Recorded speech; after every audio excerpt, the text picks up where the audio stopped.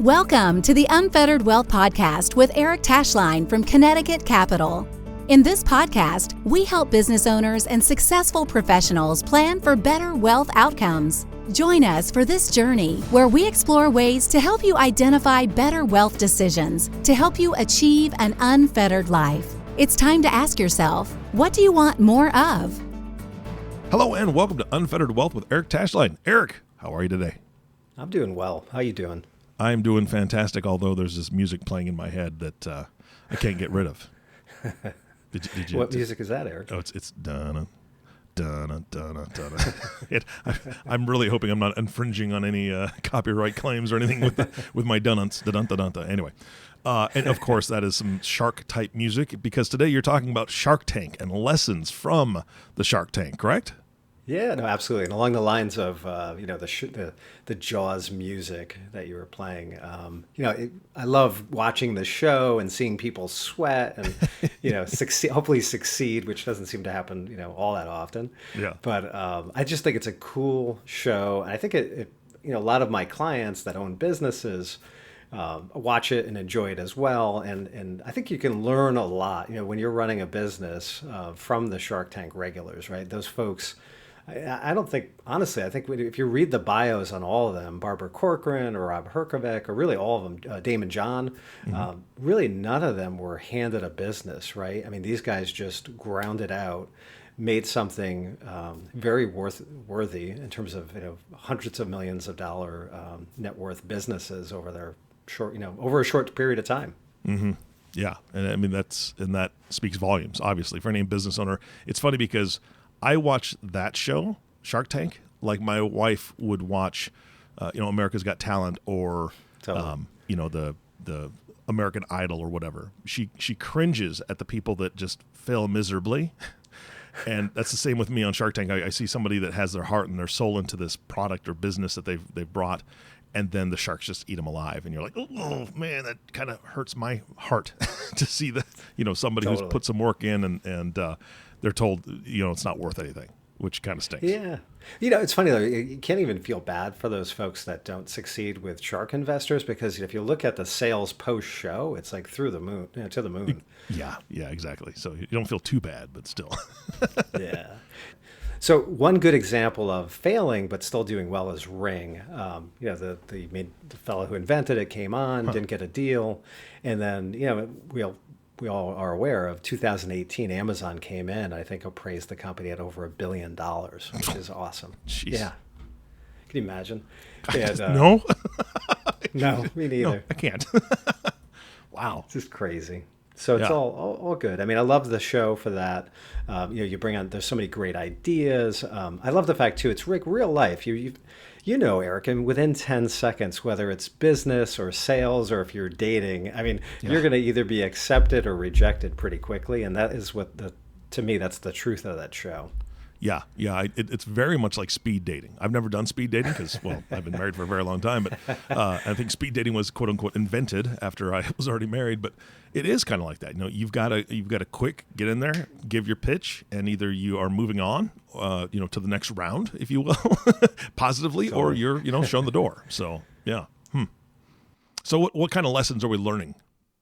So I would say, first things first, long before you get on the show or you start thinking about meeting with VC, I mean, this is one of those years where people, with capital gains going up next year, people are starting to say, hey, do I sell my business this year or, let me capture some more market share to grow beyond the tax bill, right? And ultimately hit goals. So I think before you get on the show, you really have to identify, hey, what's the long-term goal of this, right? And I think working backwards, with your company, and if ultimately you want to sell your business for $10 million, and maybe you're going to net 7 this year, after tax, and maybe you're going to net 5 in 2 years, but work back from there, and then ultimately understand when you're going on to the Shark Tank, what are you looking for? Mm-hmm.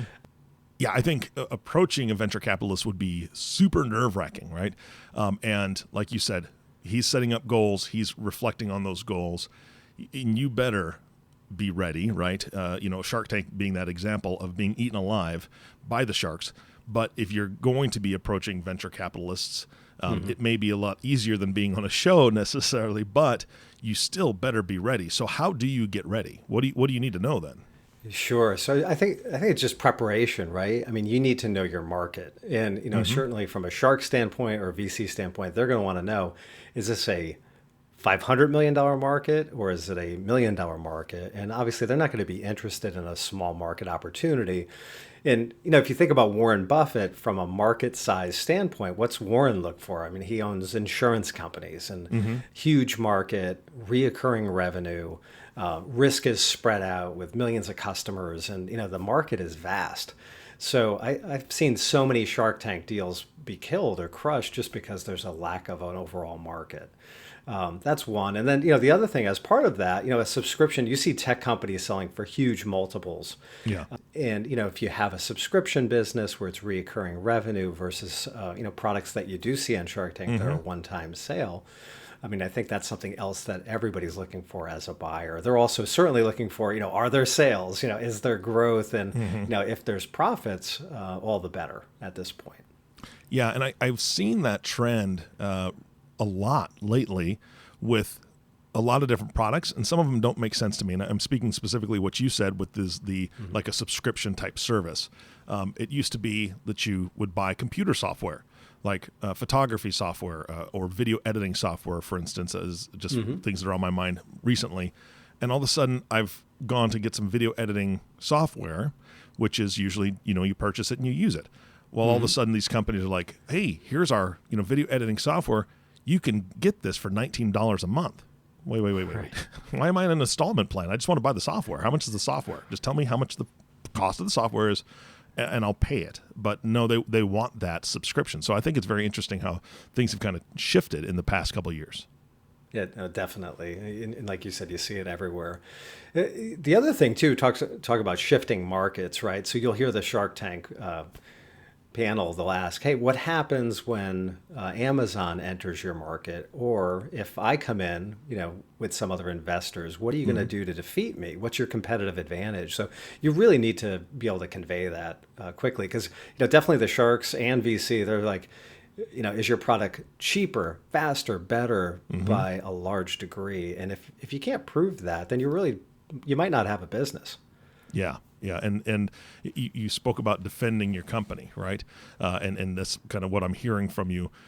And I think that one thing you and I actually spoke about before this ever started is other countries that don't necessarily respect the patent process of the United States and so on and so forth, coming in and trying to steal an idea, take an idea, and run with it. And they have established companies and warehouses and manufacturing facilities that they can turn on almost like a light switch and immediately produce what you've created much cheaper, much faster. And so I think that's another thing that businesses have to guard themselves against, whether it's an inventor or somebody who's, has a company that they're growing, is some company or country that's unscrupulous. Is that the right word? That sure. may be looking to make a fast buck from your idea. And so I think that that's definitely something that has to be considered by every business owner.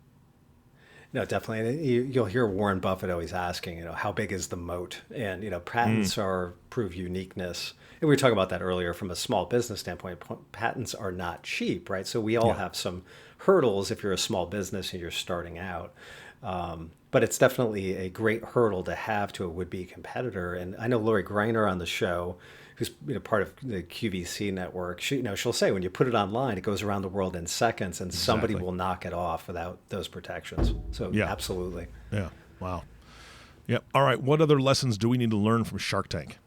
Yeah. So I'm definitely a fan. It's funny. As a kid, I grew up, watching. I was a huge fan of baseball, right? And always listening to Phil Rizzuto and Bill White on my rabbit ear TV back in the 70s. And, they put me to sleep every night. Yeah. And, but now, the Shark Tank panel and really some of these entrepreneurs, I mean, they're definitely like my heroes. I love these people. And, the best, as I said, the best ideas I think come from, issues that the inventor had at home or, just in their lives. Yeah. And one of them I thought was kind of funny. It was, there was apparently this woman had a hard time, catching men, and she came up with a She came up with a man-catching candle, and I was like, I got to get one of these. They smell like pot roast or beer and barbecue, which I thought was awesome. kind of neat. I can't remember if she got a deal or not. But, Oh man, that's fantastic. but the other one, like we have a couple of these at home, were the comfy, right? I mean, what's a nice, everybody's always grabbing a blanket when you're watching TV, and this inventor apparently said, "Hey, I want to invent a oversized wearable Sherpa-like blanket to keep me warm and cozy as I walk around the house." And my kids walk around with these things, and they're not really attractive, but they definitely have mass market appeal during like COVID, right? We're all watching TV and eating popcorn. Is that the Snuggie? It's kind of like a Snuggie. Okay, I wasn't sure what it was. Yeah, I've seen a Snuggie, and it's kind of this big throw thing. It's halfway between a blanket and a muumuu. I'm not sure. I don't know if I'd be caught in that thing, but my wife is cold often, so yeah, she loves blankets. So yeah, again, there's that market appeal, and if you don't leave your house, you're fine. But if you wear it to Walmart, well then you fit in. Sorry, you fit in there. We were joking about that at home the other day, but I won't digress into that. Right. But no, it is true. There's some characters there. It's like Florida Man again, right? All right. And so moving on. Moving on. Yeah, Shark Tank has a lot of lessons for us. So let's talk about some more. What else have you seen? Sure. So, I think where you do see some deals rejected, are you all in, right? So the reason you're going to align yourself with a Shark Tank investor or a VC is you're really buying their networks. Yeah. And I've seen some part-time businesses go on, and they seem to get rejected because if you're one of these panelists on the Shark Tank, you're involved with hundreds of businesses. You're requested all the time to show up to various conferences and events. And, they'll probably give you limited guidance, but at the end of the day, they're probably going to take your network and just, refer you out to folks, that they know can help grow that company. So I think for somebody, you really just need to take it serious, because the Shark Tank folks are going to want to know, are you minding your store? Mm-hmm. Mm-hmm. And one thing which I totally agree with is Kevin O'Leary. I think they call him Mr. Wonderful, right? Mm-hmm. Quote unquote. He's like, I actually think being an entrepreneur is a state of mind. And I'm reading one of his quotes here. But he's like, if you're going to be an entrepreneur, his thesis was that you have to sacrifice everything for some period in your life to be successful. You have to be myopic, completely focused, and unbalanced in every way. And once you've achieved success, you can do whatever you like. And I totally agree with that. It's not what folks convey these days about work-life balance. I mean, I just don't think, if you're really trying to work to a high level, that you can obtain work-life balance till later on in life. I just don't. I just never see it. Yeah, no, I agree with that statement. Absolutely. And so some other things I've learned in terms of knowing your numbers, right? Because you hear on all these pitches, hey, I want $300,000 for 10% of my company.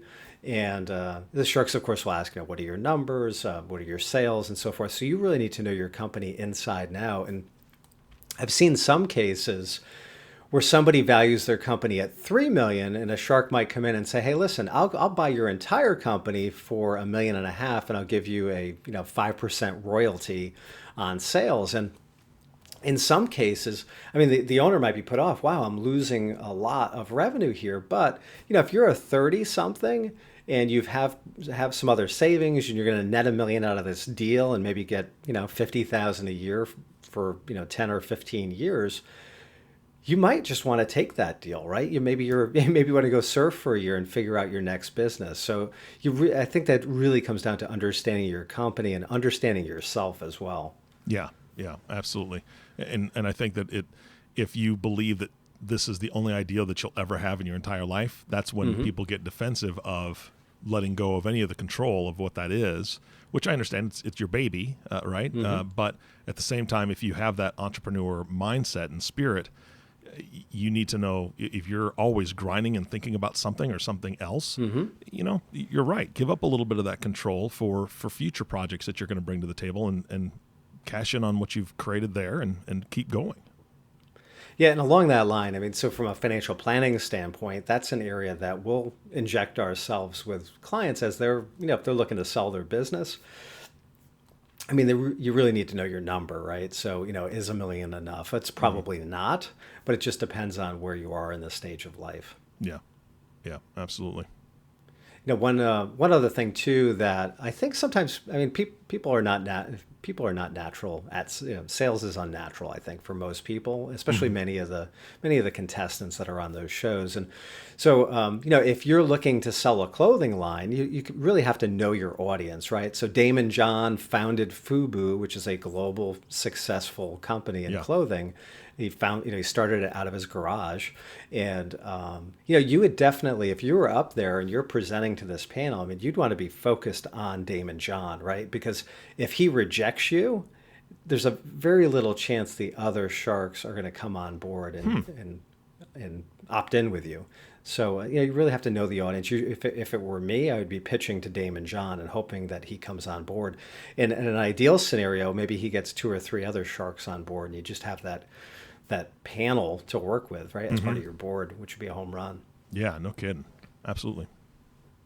And along the line of selling, I mean, either, I think you really do need to learn to sell or find somebody that can. I mean, people want to be involved with passionate owners, right? If you can't be enthusiastic for your company, then you're going to need to bring somebody in. Yeah, and you've spoken about that before. Not this specific thing, but I liken it to what you do in your business, right? Not everybody's going to be great with finances, and not everybody wants to spend the time to research and learn and all the things that you specifically, Eric, bring to the table. That's why you hire an expert. That's why you bring on somebody who specializes in what you do. Just like you're saying, if you're the inventor, you may be great with creating products, but you may not be great with trying to distribute or sell or even pitch the product, right? Bringing on somebody who specializes in that or is really, really good at it compared to yourself, that's what I think you've built that within your company. You also rely on outside people when there's something that you don't do specifically. You have a vast network that you use to work with your clients. So with Brian and I, my business partner, we're very complementary. And, I think what's great we'll tell clients that it's almost like having 2 physicians working on your case, because we'll come at things from different angles, and we have different life experiences as well. So I feel like in combination, Brian and I are great partners, and we have our strengths and we have some of our weaknesses, but together we're better. And similarly, I think sharks, if you're coming on and you have that synergy among your ownership, I think it just values your company at a much higher level. There's no question. Absolutely. So I know, and along that line with the selling, Barbara Corcoran will say, and we've all experienced this, she's like, people want to do business with somebody they like. And if they like you, great. But if they don't, it's really, she says, it's an insurmountable obstacle to overcome. And that's, I think that's just so important, especially when you have 10 seconds to make an impression on that show. Yeah. And there are people that should be in front of other people. And then there are people that don't have the people skills, but maybe they have the technical skills. They are the ones that are very creative, but maybe they just don't have the best people skills. And that's okay. Different personalities, do different things. But knowing if you're the one that needs to be in front of people or not, that's the question, right? And you're right. You've got to have a good partnership that you can work with, or surround yourself with people that complement your own weaknesses. Absolutely. And as an aside, I mean, I mentioned at the beginning of the podcast that, we definitely we'll talk to business owners that are looking to sell. And, one thing I have learned over the years, and it's a little of an aside from the Shark Tank talk, is, you really need to know, as part of taking on a new partner, investor, or selling the business, I mean, you really need to know your company's market cycle. I see this a lot. I mean, so if you talk to any great business owner, they'll be like, hey, listen, my business is just like the stock market. It's a 7 to 10 year cycle. Sometimes when we're in a recession, the business is still going strong for 3 or 4 years after that and won't come up, and then, it's a 4-year lag basically. And so I think you need to get your timing right. So if you're 60 and you're listening to this podcast and you want to retire at 65, definitely know the cycle and don't miss your window, because we've seen it happen favorably and unfavorably over, the decades I've been in business. Yeah, absolutely. These are some seriously great lessons. And I, from a great show. I mean, for any business owner, I think it's a good show to watch to kind of, get those feelings back, right? Whether it's good, happy, warm, fuzzy feelings of somebody succeeding or learning from people's mistakes that you see on the show. That's for sure. Yeah, there's a new show out. I was talking to a good friend of mine who's a great entrepreneur, and I haven't watched it yet, but it's like, billionaires in the title. Basically, they parachute this billionaire into some community, and he has to, or she has to, start a business and get it to $1 million revenue in a short period of time. And I think that was pretty fascinating. He was saying what these people will do. Certainly they'll know the rules, right, in the area, but they'll go to some of the buyers and just sit down with them and identify some of the problems, whatever product you're dealing with. And that's often how they'll approach a new business idea in terms of starting one, which I thought was really brilliant. I mean, you're really going to go to the source. Sometimes I see businesses start up and I look at them like, that's great. That's definitely a hobby that they're trying to turn into a business, but I don't think they've done a lot of market research. Yeah. No, that makes sense. So what are your closing thoughts for today? Basically, I just want to wish any business owner that struggled through the pandemic here the best of luck. If you own a restaurant or some of these service industries that have been hit, I really wish you well. And certainly, I hope that some of this advice hits home for you and it helps you to grow through the next cycle. Yeah, absolutely. I echo that statement and that sentiment. But I'm also going to add one other thing. If you're listening to this and you, whether you're struggling or you're doing well and you're just trying to figure out that next stage, you need to give Eric a call. Bottom line is that him and his team can help you to take a look at what is coming down the pipe, what you're hoping for, what your goals are, and what you can do financially to help your situation, what your business can do financially to help your situation. Whether it's a growth mode, a sell mode, whatever that is, get an expert in your corner that's going to shoot straight with you, that's going to be able to take a look at the numbers, take a look at what your goals are, give you some ideas, and maybe set you on a path that's going to help you find more success. And I will unashamedly, if that's a word, unashamedly, yeah, sure, we'll use it. It is now. I will unashamedly, you can quote me on that, say that you need to reach out to Eric and his team. So Eric, how do they reach out to you? Yeah, sure. So I would just say, go to our website, Connecticut Capital, book a meeting, and or just give us a call at 203-877-1520. Happen to help if you're a fellow business owner.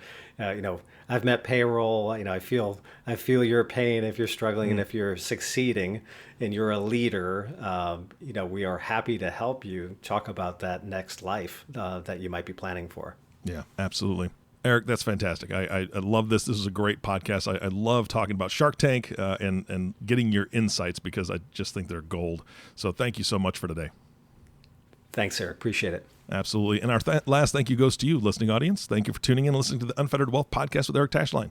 If you have not subscribed to the podcast yet, please click the subscribe now button below. This way, when Eric comes out with a new podcast, it'll show up directly on your listening device. This makes it much easier to share these podcasts with your friends and family. Again, thank you so much for listening today. For everyone at Connecticut Capital Management Group, this is Eric Johnson reminding you to live your best day every day. And we'll see you next time. Thank you for listening to the Unfettered Wealth Podcast. Click the subscribe button below to be notified when new episodes become available. The information covered and posted represents the views and opinions of the guest and does not necessarily represent the views or opinions of Connecticut Capital. The content has been made available for informational and educational purposes only. Content should not be construed as personalized investment, legal, or tax advice. Please consult your advisor, attorney, or tax advisor in regards to your individual situation. Eric Tashlein is an investment advisory representative of Connecticut Capital Management Group, LLC, a registered investment advisor. Connecticut Capital Management Group, LLC and Connecticut Benefits Group, LLC are not affiliated.